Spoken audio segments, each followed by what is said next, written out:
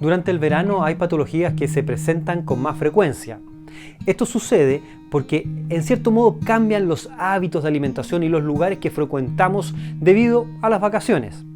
En este espacio de Doctor en Casa, en nuestro programa, vamos a hablar sobre la salud digestiva y el aumento de las gastroenteritis en verano. Y estamos junto al doctor Ernesto Bachelet, gastroenterólogo. Nos acompaña hoy día para hablar de un tema muy interesante que tiene que ver con las gastroenteritis, problemas digestivos que se tienden a dar más en estas épocas de verano. Muchas gracias por estar junto a nosotros, Ernesto.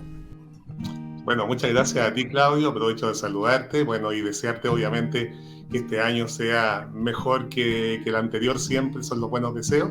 Así que, y encantado, de estar nuevamente contigo para hablar en realidad de un tema que es súper importante en esta época.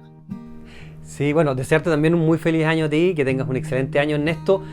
Hablamos de verano, tiempos de vacaciones, ¿no? Donde también los hábitos de alimentación van cambiando, los tiempos, los horarios, incluso lo que consumimos quizás cambia de lo que consumimos habitualmente durante el año en nuestra casa. Esto sumado a otros, me imagino, hábitos o malos hábitos, ¿no es cierto?, hacen que finalmente terminemos enfermando. Queremos conocer más de este tema junto a ti, Ernesto. Bueno, para que la gente pueda entender, en realidad, cuando hablamos de gastroenteritis, hablamos de una inflamación del estómago y del intestino. Y si bien es cierto, la gastroenteritis tiene muchos síntomas, la gente lo conoce fundamentalmente por el síntoma, uno de los más importantes, que es la diarrea, y por eso que la gente también le llama colitis, a este cuadro.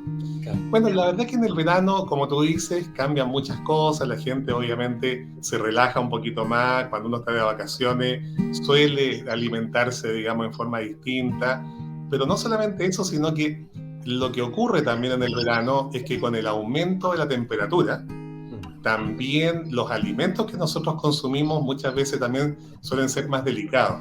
Especialmente hay algunos, que nosotros comemos muchas comidas, a veces cuando estamos de vacaciones fuera de la casa, especialmente también tiene mucho que ver con alimentos como la mayonesa, que solamente por el aumento de temperatura hace que en realidad se sea un caldo de cultivo muy importante, obviamente, y los gérmenes suelen, obviamente, crecer en forma a veces desmedida, solamente por el aumento de temperatura. Por lo tanto, estos cuadros, que la mayoría son infecciosos, suelen ser más frecuentes, obviamente, en esta época.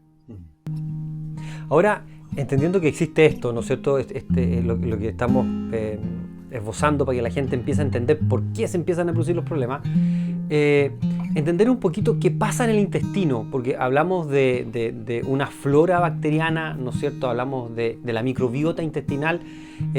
Metámonos ahí en el intestino también para que la gente empiece a entender qué pasa. Claro. Exacto. Lo que pasa que, claro, como tú dices, Claudio, nosotros tenemos lo que la gente normalmente y todavía le sigue llamando la flora intestinal, que del punto de vista médico le llamamos la microbiota. Nosotros tenemos un gran batallón, adentro, en realidad es como un ejército, esta microflora, o microbiota, que en realidad nos protege a nosotros, ¿ya? Nos protege de muchísimas enfermedades y también contribuye a que tengamos, habitualmente un intestino sano y muchas veces otras patologías también. Entonces, ¿qué es lo que ocurre? Tenemos este ejército y cuando ocurre una transgresión alimentaria, y especialmente cuando hay aumento de gérmenes patógenos, es decir, cuando consumimos algún alimento que está contaminado por otro tipo de gérmenes, ya sea virales o bacterianos, obviamente ese es otro ejército, un ejército malo, por así decirlo, que viene a tratar de eliminar de alguna manera este otro ejército bueno. Por lo tanto, de esta forma, este ejército malo o estas bacterias que ingresan a nuestro intestino, obviamente dañan en forma importante nuestra flora intestinal.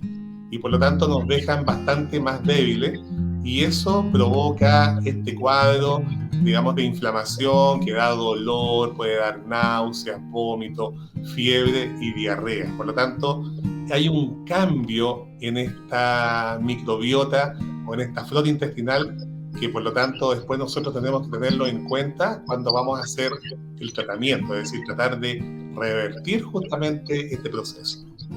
Ahora, entendiendo este hábitat, ¿no es cierto?, intestinal, esta microbiota, entrar a cuál es el rol que tienen entonces los probióticos justamente en estos procesos. Hoy día hay distintas marcas de probióticos que están, ¿no es cierto?, orientados a esto, pero sería bueno que la gente se educara más y entendiera más cuáles son las características, ¿no es cierto?, de estos probióticos y cuáles son las recomendaciones al usar estos probióticos.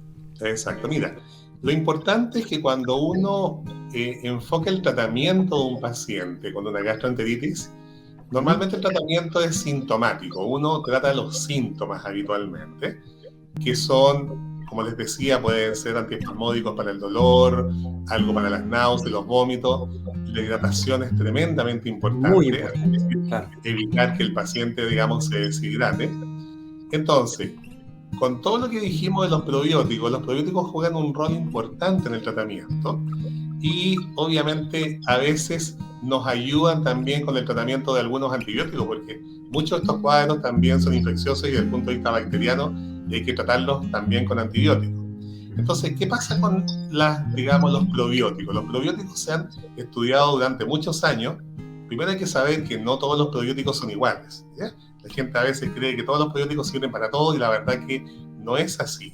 Hay probióticos más específicos orientados a los cuadros de diarrea, hay también otros orientados a los cuadros de constipación, se pueden usar para trastornos funcionales como el colon irritable, en fin, pero para la diarrea específicamente son algunos los que tienen mejor, digamos, estudio y que funcionan mejor, digamos, como tratamiento.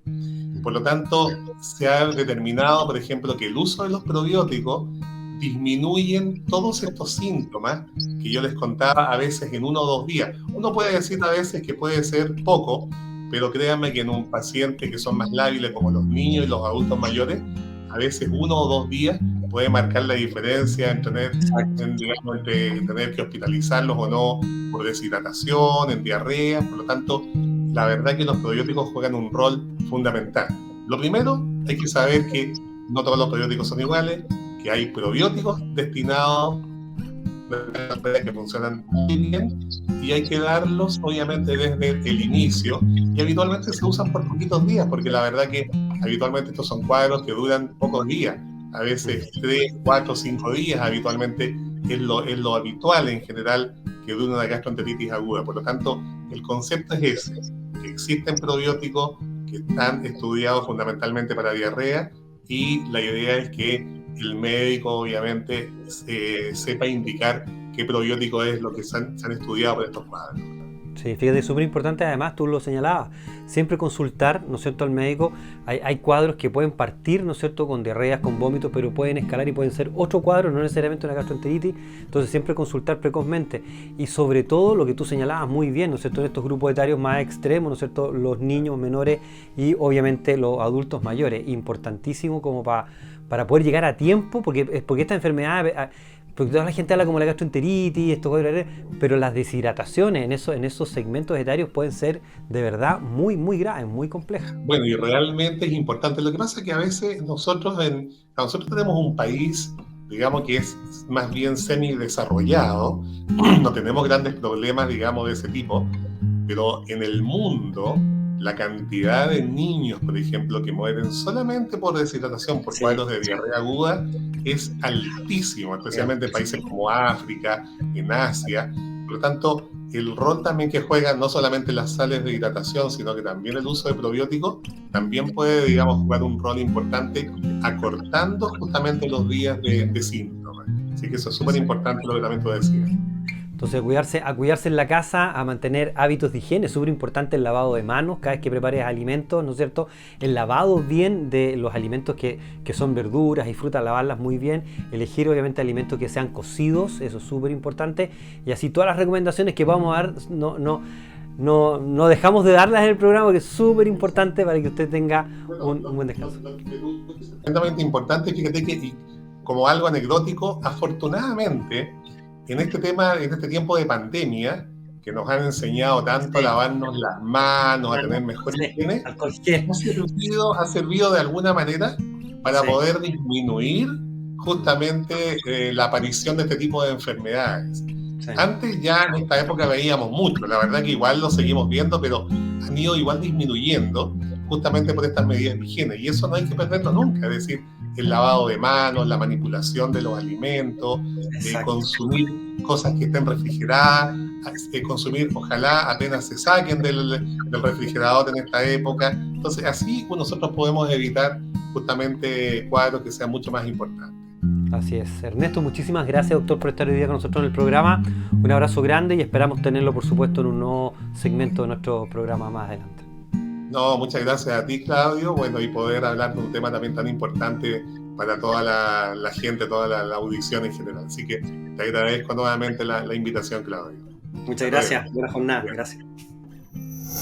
Recuerda entonces que es importante que usted prefiera alimentos cocidos, además tener una buena higiene al cocinar para evitar la contaminación cruzada, y lavarse bien las manos son hábitos que nos van a ayudar muchísimo a prevenir este tipo de problemas. Esperamos que estos consejos sean de mucha utilidad para usted. Para más consejos de salud y calidad de vida, recuerde visitarnos en nuestras redes sociales y también en nuestro canal de YouTube, Doctor en Casa. Salud Digestiva fue presentado por BioGaia,